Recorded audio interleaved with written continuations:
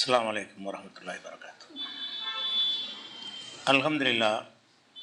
அல்ஹம்துலில்லாஹி நஹ்மதுஹு வ நஸ்தஈனுஹு வ நஸ்தக்ஃபிருஹு வ நஊது பில்லாஹி மின் ஷுரூரி அன்ஃபுஸினா வ மின் ஸய்யிஆத்தி அமாலினா மை யஹ்திஹில்லாஹு ஃபலா முதில்ல லஹு வ மை யுத்லில்ஹு ஃபலா ஹாதிய லஹு வ அஷ்ஹது அன் லா இலாஹ இல்லல்லாஹு வஹ்தஹு லா ஷரீக லஹு வ அஷ்ஹது அன்ன முஹம்மதன் அப்துஹு வ ரசூலுஹு அம்மா பஅத். கண்ணியத்திற்குரிய எல்லாம் வல்ல அல்லாஹு ஜல்ல ஷானஹு தஆலாவின் நல்லடியார்களே, இஸ்லாத்தின் பார்வையில் உடை என்ற இந்த ஜும்மா தொடர் உரையில் கடந்த சில வாரங்களாக ஆபரணங்கள், நகைகள் அணிவது குறித்த சட்டங்களை பார்த்து வருகிறோம். அதில் சென்ற வாரம் குறைந்த அளவு தங்கம் அனுமதிக்கப்பட்டிருக்கிறது. ஒரு பொருளை தயாரிக்கிறோம் என்று சொன்னால் குறைந்த அளவு தங்கம் அதில் சேர்ந்திருந்தால் அதுக்கு அனுமதி இருக்கிறது என்ற ஹதீஸை சென்ற வாரம் நம்ம சொல்லியிருந்தோம். அது குறித்து சில சகோதரர்கள் சில கேள்விகளை எழுப்பியிருக்கிற காரணத்தினால அதை விளக்கிட்டு தொடர்ச்சியாக போகலாம். இப்போ சமீப காலமாக ஒரு 2-3 மாதங்களாக தங்கத்தை இப்போ 916 தான் அனுமதிச்சிட்டு இருந்தாங்க. தங்கம் நகைக்கடையில் 916ன்னா 22 கேரட்டு தான் அனுமதிச்சிக்கிட்டு இருந்தாங்க. இப்போ இணைஞ்சிருக்கிறாங்கன்னு கேட்டால் 9 கேரட்டு தங்கம் விற்கலாம்னு அனுமதி கொடுத்துருக்குறாங்க. தங்க நகைக்கடைக்கு போனீங்கன்னா 9 கேரட்னு சொன்னால் 3/2 மடங்குக்கு நெருக்கமாக செம்பு பித்தாளை தான் சேர்ப்பாங்க, வெள்ளி சேர்ப்பாங்க. 1 பங்கு தான் தங்கம். தங்கம் 3ல் 1 இருக்குது. 9 கேரட் 24 இருக்குல்ல, 24ல் 9. இப்போ 24 மடங்கில் உள்ளதில் 9 மடங்கு தான் அதில் தங்கம் இருக்கும். மீதி உள்ளது எல்லாமே வெள்ளியோ செம்போ அது நகை செய்வதற்காக சேர்ப்பாங்க. அது அனுமதிக்கப்படாமல் இருந்தது. இப்போ சட்டபூர்வமாக அனுமதித்து இப்போ நகைக்கடைகளில் அதுவும் விற்கிறாங்க. அது ஒரு பவுன் நகை 1 லட்ச ரூபான்னு சொன்னால் இது ஒரு பவுன் ஒரு 40 ரூபா அந்த மாதிரி கணக்குக்கு ஏறக்குறைய வரும். தங்கம் கம்மியாக இருக்குல்ல, ஏழைப்பாளைகள் தங்கம் வாங்கட்டுமங்கிறது. ஆனால் தங்கம் கிடையாது, தங்கம் குறைவாக தான் இருக்குது. ஆனால் நம்மளுக்கு ஒரு தங்கம் இருக்குது, நம்மக்கிட்டே ஒரு 10 பவுன் நகை இருக்குதுன்னு சொல்லிக் கொள்வதற்கு உதவுமே தவிர அந்த 22 கேரட்டுடைய மதிப்பு வேறு. இந்த இப்போ 375 இது அது 916 மாதிரி 9 கேரட்னா 375 பங்கு தங்கம், மீதி 625 வேறு ஒரு உலோகம், இதை செம்ப வெள்ளியை சேர்த்து செய்வாங்க. அதுக்கு இப்போ அனுமதி கொடுத்துட்டாங்க. அது சட்டப்பூர்வமாக அந்த சீல் வச்சு இப்போ சில கடைகளில் விற்கவும் ஆரம்பிச்சிட்டாங்க. இப்போ என்ன கேட்குறாங்கன்னா, குறைந்த அளவில் இது வருமானு கேட்குறாங்க. குறைந்த அளவு தங்கம் பெண்களுக்கு பிரச்சனை இல்லை, ஆண்களுக்கு தங்கம் தடுக்கப்பட்டிருக்கிறது. அந்த தடுக்கப்படுற ஹதீஸில் என்ன வருதுன்னு சொன்னால் குறைந்த அளவை தவிர அப்படின்னு வருது. இது குறைந்த அளவு தானே, பாதி கீழே போயிடுச்சுல. 3ல் 1 பங்கு தானே இருக்குது. தங்கம்னு பேராக இருக்கே தவிர உண்மையில் அதில் தங்கம் 3ல் 1 தான் இருக்குது. பாக்கி எல்லாமே வெள்ளியாகவோ செம்பாகவோ பித்தளையாகவோ ஏதோ ஒன்று அதை செய்வதற்கு என்ன உலோகத்தை சேர்ப்பாங்களோ அது இருக்கே தவிர எல்லாமே தங்கம் கிடையாது. அப்போ அந்த குறைந்த அளவு என்கிறதை வைத்து இந்த மாதிரி நகைகளை ஆண்கள் அணியலாமா? இப்போ 375 போட்டு வருதில், இப்போ மோதிரங்கள் வருது, வேறு ஒரு செயின் வளையல் ஏதோ வருதுன்னு வைங்க, இதை ஆண்கள் அணியலாமா? குறைவாக தானே இருக்குது என்று கேட்டால் அணியலாம். குறைவு தான். குறைவுங்கிற ரசூலுல்லாஹ் சொன்னது சிறிதளவுன்னு சொல்லியிருக்காங்கல்ல. சிறிதளவுன்னு சொன்னால் அதில் மற்ற உலோகங்களை விட அது குறைவாக இருந்தால் சிறிதளவு தானே. இப்போ 24ல் 9ங்கிறது எவ்வளோ ஒரு கம்மி தானே. 24ல் 3ல் 2 மடங்கு வேறு உலோகம் இருக்கிறது. 3ல் 1 மடங்கு தான் தங்கம் ஏறக்குறைய 3ல் 1 மடங்கு தான் தங்கம் இருக்கிறது. அப்போ கம்மியான தங்கமாக இருக்கும்போது அந்த மாதிரி தங்கத்தில் ஒரு ஆபரணத்தை செய்து ஆண்கள் போடலாமான்னு கேட்டால் போடலாம். ஏனென்றால் ரசூலுல்லாஹ் அறிஞர் குறைந்த அளவை தவிர தங்கத்தை தடுத்தார்கள் வர்றதுனால இது குறைந்த அளவு தான். ஒரு மோதிரம்னு சொன்னால் கூட பார்த்தா எல்லாம் தங்கமாக இருக்கும், சரி, அந்த அளவுக்கு பளபளப்பு இல்லாட்டாலும் கொஞ்சம் கம்மியாக இருந்தாலும் தங்கம்னு தான் சொல்லிக் கொள்கிற மாதிரி இருக்கும். ஆனாலும் அதை உருக்கி எடுத்து பிரித்து பார்த்தீங்கன்னு சொன்னால் அதில் தங்க அளவு கம்மியாக இருக்கும், அதனுடைய விலையும் கம்மியாக இருக்கும். அது செய்யலாமான்னு கேட்டால் இது பற்றி அந்த குறைவுங்கிறதுல வருங்கிற காரணத்தினால அதை நம்ம ஆண்களுக்கு தடுக்க முடியாது. அந்த ஹதீஸுக்குள்ளே அடங்கிடுறதுனால 22 கேரட்டு அது 20, 16லாம் போட்டுட்டு இருந்தாங்க. அதெல்லாம் கூடாது. அதெல்லாம் தங்கம் ஜாஸ்தியாகவும் வேறு உலோகங்கள் குறைவாகவும் இருக்கிறது. 22 கேரட்னு சொன்னால் 22 மடங்கு தங்கம், 2 மடங்கு தான் வேறு உலோகம் சேர்த்துருப்பாங்க. அதைத்தான் 916 நம்ம சொல்கிறோம். 916னா 916 மடங்கு தங்கம், மீதி உள்ளது வெள்ளிங்கிற மாதிரி வெள்ளியை செம்ப போடுவாங்க. அதில் பார்த்தோம்னா தங்கம் ஜாஸ்தியாக இருக்குது. 22, 20, 16லாம் இருந்தீங்கன்னா தங்கம் ரொம்ப அதிகமாக இருக்கும். ஆனால் இப்போ 9 கேரட் அவன் இப்போ அனுமதிக்கிற காரணத்தினால இந்த விஷயம் வந்து தங்கம் கம்மியாக இருக்கிறதுனால அந்த ஹதீஸில் அடங்குமான்னு அடங்கத்தான் செய்யும். இது குறித்து நிறைய விவரமாக பேச வேண்டிய விஷயமா இருக்கனால இன்ஷா அல்லாஹ் ஞாயிறு நேரலையில் இது குறித்த முழுமையான ஒரு விளக்கமாகவும் சொல்லிடுவோம் இன்ஷா அல்லாஹ். அடுத்து வந்து என்னென்னு கேட்டால் அணிகிற ஆபரணங்களில் வந்து குறிப்பாக பெண்கள், ஆண்களாக இருந்தாலும் சரி, பெண்கள் அணிகிற ஆபரணங்களில் இந்த கொலுசு அணிகிறாங்கல்ல, கொலுசுன்னு சொன்னால் அதில் ஒரு சத்தம் வர்ற மாதிரி, சலக்கு சலக்குன்னு சத்தம் வர்ற மாதிரி கொலுசு அணியக்கூடிய வழக்கம் இருக்குது. வெள்ளியிலையும் கொலுசு போடுறாங்க, தங்கத்துலையும் போடுறாங்க. அப்படி போடும் பொழுது அந்த சவுண்டு வர்ற மாதிரி சின்ன சின்ன மணிகள் அதில் கட்டியிருப்பாங்க. அது நடக்கும்போது என்ன செய்யணும்னா ஒரு பெண்ணு போகிறான்றதை வழங்குற மாதிரி இருக்கும். ஒரு கொலுசத்தை கேட்டவுடனே ஒரு பொம்பளை போகிறாங்க, அவங்கள பார்க்காமலே இது ஒரு பெண்ணு போகிறாங்கன்னு திரும்பி பார்க்க வைக்கக்கூடிய வகையில் அந்த கொலுசு வந்து போடக்கூடிய வழக்கம் இருக்கிறது. அப்போ ஆபரணங்கள் அணிஞ்சோம் என்று சொன்னால் அதில் வந்து பிறர் வந்து பார்க்குற மாதிரி, பார்க்க தூண்டுற மாதிரியான ஒரு சவுண்டு வரக்கூடாது. ஆபரணங்களில் இந்த ஓசைகள் வருவதற்கு வந்து நேரடியாகவே ஹதீஸுகள்லையும் குரானில் கூட அதுக்கு தடை இருக்குது. குரானில் எப்படி வருதுன்னு கேட்டால், அதாவது 24வது அத்தியாயத்தில் 31வது வசனத்தில் பெண்கள் எப்படி அவங்க ஆடைகள் அணியணும், யாற்றையெல்லாம் அலங்காரத்தை மறைத்து கொள்ளணும் என்கிற விஷயத்தை எல்லாம் சொல்லும் பொழுது கடைசியாக அல்லாஹ் என்ன சொல்கிறான்னு கேட்டால், அந்த சூறாவுடைய அந்த வசனத்தினுடைய, அதாவது 24, 31 வசனத்தினுடைய கடைசியில் என்ன வருதுன்னு கேட்டால், ஒலா எல்ரிபுன பி அர்ஜுலிஹின்ன, தங்கள் கால்களால் அவங்க அடித்து நடக்க வேண்டாம் பெண்கள், லியோலமமா யுஹஃபீன மின் ஜீனத்திஹின்ன, அவங்க மறைத்திருக்கக்கூடிய அந்த அலங்காரத்தை வெளிப்படுத்தி காட்டுவதற்காக வேண்டி அடித்து நடக்க வேண்டாம்னா என்னென்னு கேட்டால், அந்த ஒரு சத்தம் வர்ற மாதிரி நடக்க வேண்டாம். அப்படி நடக்கக்கூடிய நேரத்தில் என்ன செய்யணும்னா திரும்பி பார்ப்பான், என்னை பாருங்கிற மாதிரி ஒரு அர்த்தம் அதில் வந்துடுது. அந்த மாதிரி நீங்கள் செஞ்சிடாதீங்கன்னு அல்லாஹ்வுடைய கட்டளையில் வந்து இது வந்து அந்த சத்தம் விடும் வகையில் இருக்கிற ஒரு ஆபரணத்தை தான் சொல்லுது. சும்மா அடித்து நடந்தால் சத்தமாக வரும். பெண்கள் தடத்தடன்னு நடந்தாங்கன்னா அதில் சத்தம் வராது. சத்தம் வருதுன்னு சொன்னால் அந்த சத்தம் வரக்கூடிய வகையில் ஒரு ஆபரணம் போட்டிருப்பாங்க. அந்த ஆபரணத்தை அசைக்கிறதுனால வந்து சத்தம் வரும் என்று சொன்னால் அது வந்து ஒரு ஆண்களுக்கு ஒரு தூண்டுதல் மாதிரியும் அவங்கள பார்க்க தூண்டுற மாதிரியும் இருக்கிற காரணத்தினால அந்த மாதிரி நீங்கள் நடக்கக்கூடாது. கால்களால் அடித்து நடக்கக்கூடாது என்றால் கால்களால் சத்தம் எழுப்பும் வகையில் வரக்கூடாது. கால்களால் சத்தம் வராது, அது கொலுசத்தான் குறிக்கிறது, ஆபரணத்தை தான் குறிக்கிறது என்று தான் எல்லா அறிஞர்களும் அதை புரிந்து கொள்கிறாங்க. நம்மளும் அப்படி தான் புரிஞ்சு, கால்நாளத்தை அடித்தா இப்படி என்ன சத்தம் வரும் அப்படிங்கிறத நம்ம பார்த்துக்கிறோம். அதனால் இந்த நகைகள் போடும்பொழுது இந்த கொலுசு போடக்கூடிய வழக்கம் இருக்கிறது. அந்த கொலுசுலேயே அந்த சலங்கை இல்லாத கொலுசும் இருக்குது. கொலுசுகளே 2 விதமாக போடுவாங்க. ஒரு ஆடினா சத்தம் வர்ற மாதிரியும் கொலுசும் இருக்கிறது, சும்மா அழகுக்கு இருக்கக்கூடிய அந்த மாதிரி கொலுசுகளும் இருக்குது. அந்த கொலுசு அணியக்கூடிய நேரத்தில் வந்து அந்த சலங்கை இல்லாத வகையில், அதிலேருந்து ஒரு சத்தம் வரக்கூடியது இல்லாத வகையில் அவங்க அணிந்து கொள்ளலாம். அலங்காரத்தை வெளிப்படுத்தக்கூடாதுன்னு இருக்குது. வெளிப்படுத்தக்கூடாதுன்னு இருக்கும்போது வெளியே போய்கிட்டு சிலக்குன்னு சத்தம் கொடுத்தோம்னா என்ன செய்ய, வெளிப்படுத்துறதுக்கு தூண்டுற மாதிரி தானே இருக்குது.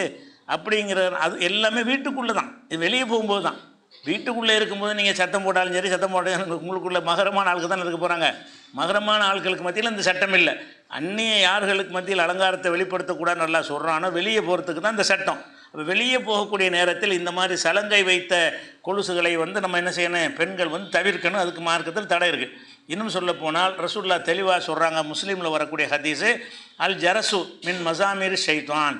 ஜரஸ் அந்த மணி வர்றதுக்குள்ள அது ஷைத்தானுடைய ஒரு கருவிகள். அது மணி ஓசை கேட்குது இல்லையா, அது வந்து மணிங்கிறது வந்து ஷைத்தானுடைய கருவி. அது அப்படின்னா என்ன அர்த்தம், அதை நம்ம அதை யூஸ் பண்ணக்கூடாது, பொதுவாக யூஸ் பண்ணக்கூடாதுன்ற அளவுக்கு தடை இருக்குது. அதனால் பெண்களுடைய அந்த ஆபரணங்களில் வந்து அந்த கொலுசு போன்ற ஆபரணங்களை பரவலாக அவங்க அணிகிறாங்க. அந்த அணிகிற தப்பு கிடையாது. ஆனால் அதில் சலங்கை இல்லாமல் அணியணும். கொலுசு அணியும் போது என்ன செய்யணும், அந்த ஒரு சத்தம் வர்ற மாதிரி சின்ன சின்ன முத்துக்களாக வச்சுருப்பாங்க. அந்த மாதிரி உள்ளதை வந்து நம்ம நீக்கிவிட்டு என்ன செய்யலாம், அணிந்து கொள்ளலாம். அது ஒரு விஷயம், நகையில் உள்ள விஷயம். அடுத்ததாக வந்து ஆண்களாக இருந்தாலும் பெண்களாக இருந்தாலும் எந்த ஒரு ஆபரணம் நீங்கள் அணிஞ்சாலும் அதில் வந்து பிற மதத்து வழிபாட்டு சின்னங்கள் இருக்கக்கூடாது. ஒரு வளையலோ செய்யணோ போடுறீங்கன்னா அதில் ஒரு சிலுவை அல்லது ஒரு சாமியுடைய சிலை, அதனுடைய உருவப்படம், இந்த மாதிரியான விஷயங்கள் இருப்பதற்கு அனுமதி கிடையாது. பொதுவாக உருவங்களுக்கு ஹதீஸுகளில் தடை இருந்தாலும் சின்ன வகை உருவத்துக்கு அனுமதி இருக்கிறது. பொதுவாக உருவப்படங்களை பற்றி எடுத்துக்கிட்டிங்கன்னு சொன்னால் சின்ன சின்ன உருவங்களுக்கு பிரச்சனை இல்லைன்னு ஹதீஸ் இருக்கிறது. ஆனால் அந்த வழிபாட்டுக்கு உரிய விஷயமாக இருந்தால் சின்னதுக்கு அனுமதி இல்லை, பெருசுக்கு அனுமதி இல்லை. அது வழிபடக்கூடிய தெய்வங்களுடைய விஷயம்ன்றவங்களேன் சின்னதாக கூட வச்சுக்கிறக்கூடாது. சும்மா ஒரு மனுஷனுடைய உருவம் அந்த மாதிரி இருந்துச்சுன்னா சின்னதுக்கு அனுமதி இருக்கிறது.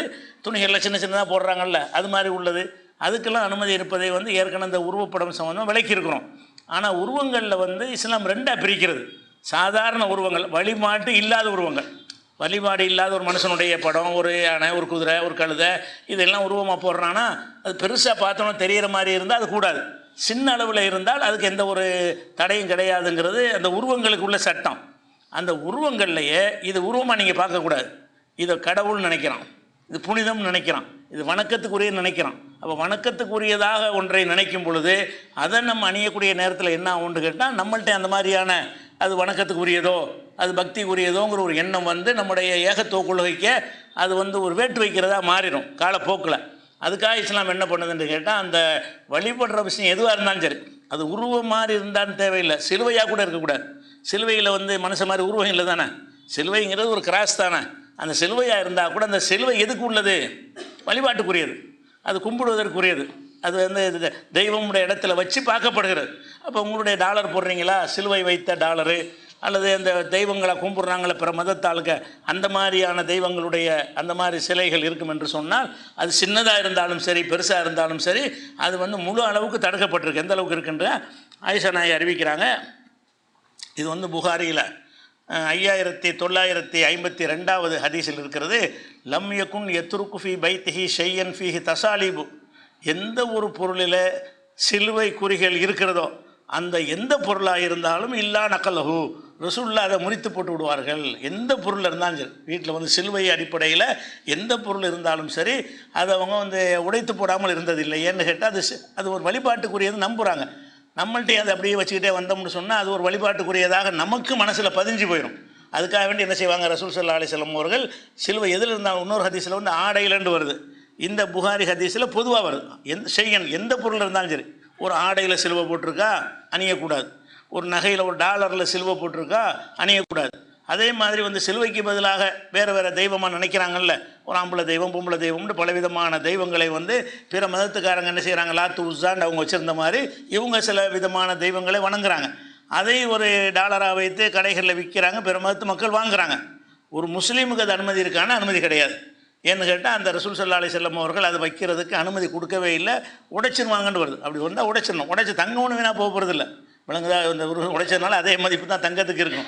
அதை வந்து அதை பயன்படுத்துகிற ரசூலுல்லாஹ் தடுத்திருக்கிறாங்க என்பதை நம்ம என்ன செய்கிறோம் பார்க்குறோம். அதே மாதிரி முஸ்னத் அஹ்மதில் வரும்போது லம் யகுன் ரசூலுல்லாஹி ஸல்லல்லாஹு அலைஹி வஸல்லம் யதூ ஃபி பைத்திஹி தௌபன், ரசூலுல்லாஹ் தன்னுடைய வீடு அந்த வீட்டில் வந்து ஒரு ஆடை, எந்த ஒரு ஆடை இருந்தாலும் சரி அதில் ஃபீஹி தஸ்லீபுன், அதில் ஒரு சிலுவை குறி இருக்கும் என்று சொன்னால் இல்லா நகலஹு, அதை உடனே கிழிச்சு போட்டுருவாங்க.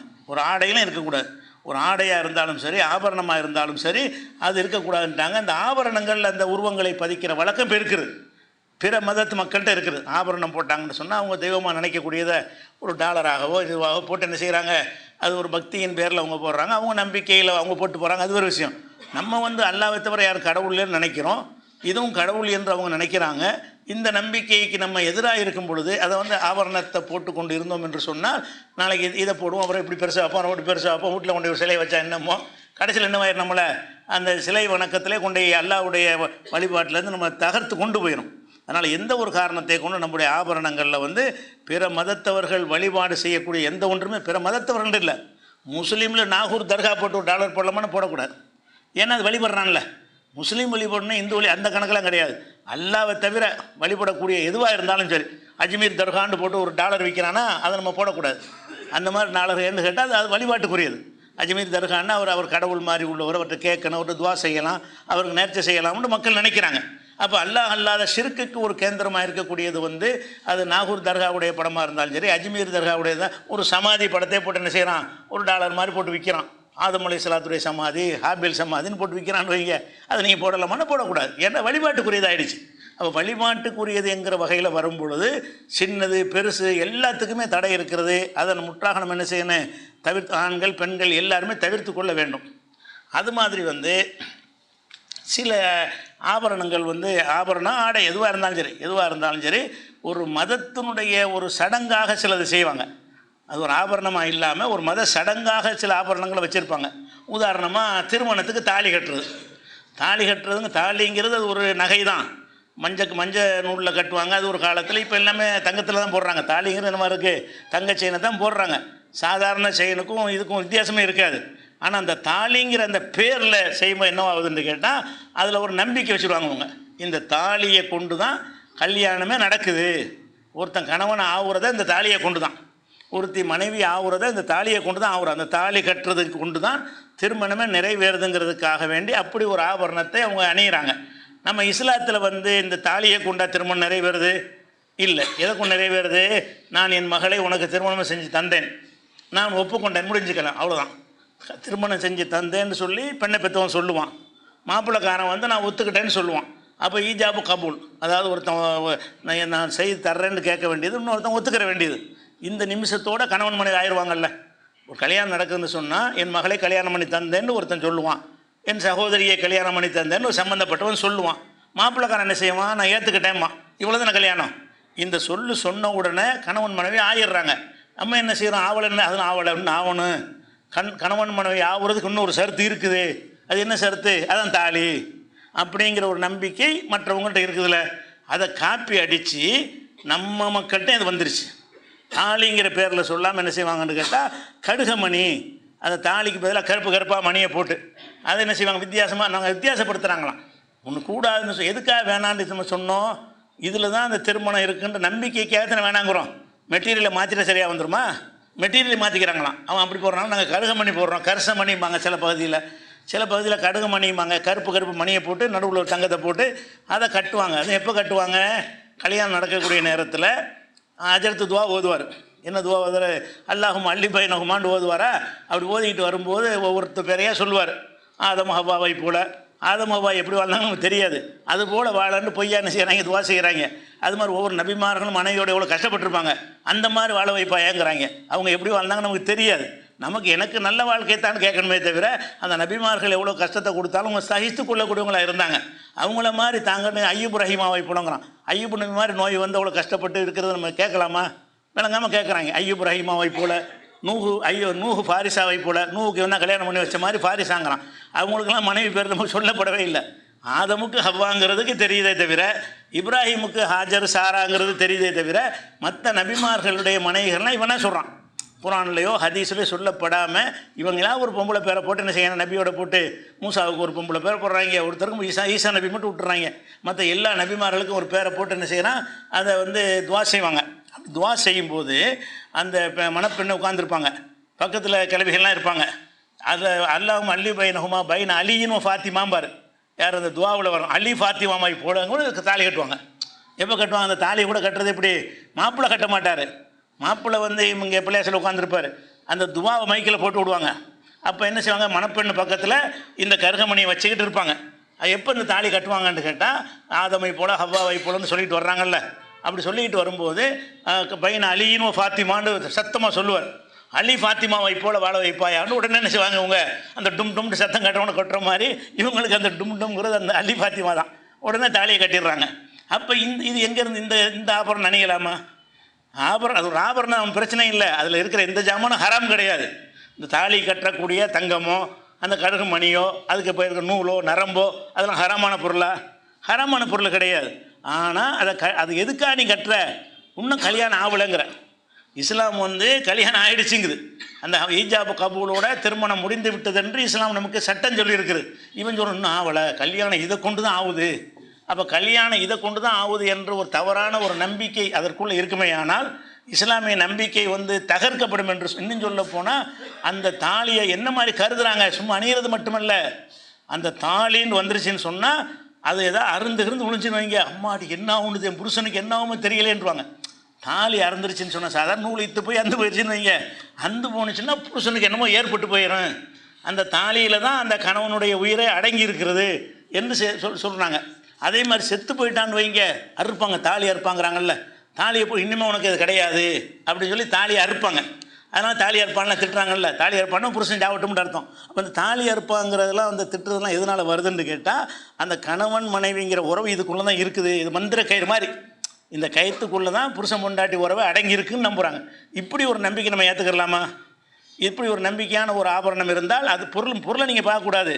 அந்த எண்ணம் இல்லாமல் சாதாரண செய்னதுக்கு போடுங்க, பிரச்சனை இல்லை, கல்யாணத்துக்கான என்னோட அன்பளிப்பாக வச்சுக்க அப்படின்னு ஒரு மனைவிக்கு மகராக கொடுங்க, 10 பவுன் செயினை கூட போட்டு விடுங்க. அதில் என்ன இருக்கக்கூடாது? இந்த நம்பிக்கை இருக்கக்கூடாது. இதில் தான் நம்ம கல்யாணமாக அடங்கி இருக்கிறது. இன்னும் சொல்ல போனால் அந்த தாலியை வந்து இத்து போச்சுன்னா மாற்றுவாங்கல்ல, அறுந்து போச்சுன்னா அது என்ன தாலி பெருகிருச்சுங்கம்மா, பெருகிருச்சான்.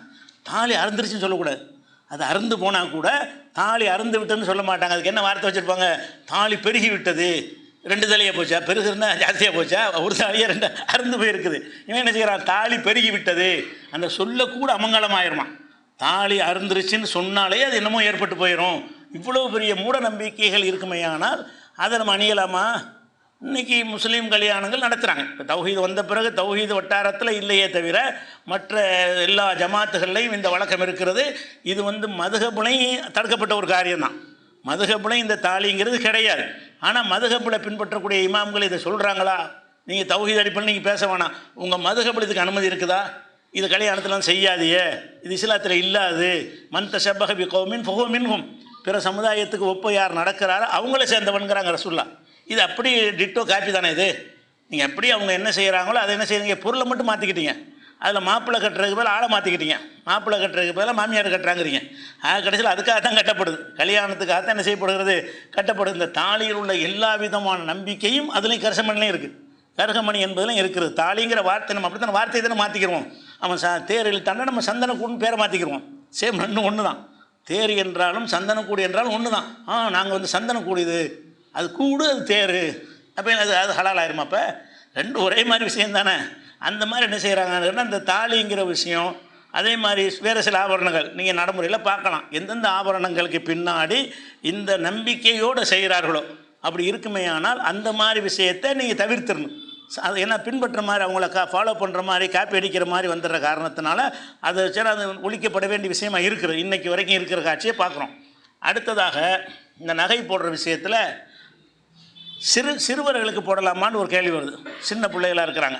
சின்ன பிள்ளைகளுக்கு ஒரு செயினை போட்டு விட்றாங்க, ஒரு அரைஞ்சான் கை 2 இடுப்பில் ஒன்று போட்டு விட்றாங்க, காலில் கூட கொலுசுலாம் போட்டு விடுவாங்க. சின்ன பிள்ளை ஆம்பளை பிள்ளையாக இருந்தாலும் பொம்பளை பிள்ளையாக இருந்தாலும் போட்டு விடுவாங்க. அப்போ பொம்பளை பிள்ளைக்கு பிரச்சனை இல்லை, தங்கம் தான் பிரச்சனை இல்லையா?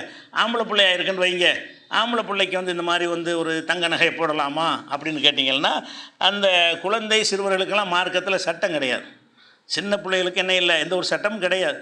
ஏன்னு கேட்டால் ரசூல் ஸல்லல்லாஹு அலைஹி வஸல்லம் என்ன சொல்கிறாங்கன்னு கேட்டால், 3 பேருக்கு எந்த கேள்வியும் கிடையாது. 3 பேர் இருக்கிறாங்க, அவங்களுக்கு எந்த கேள்வியும் நல்லா கேட்க மாட்டான். அதில் ஒரு ஆள் யாருன்னு கேட்டால், நீ நாயுமே ஹத்தா எஸ்தைக்கல.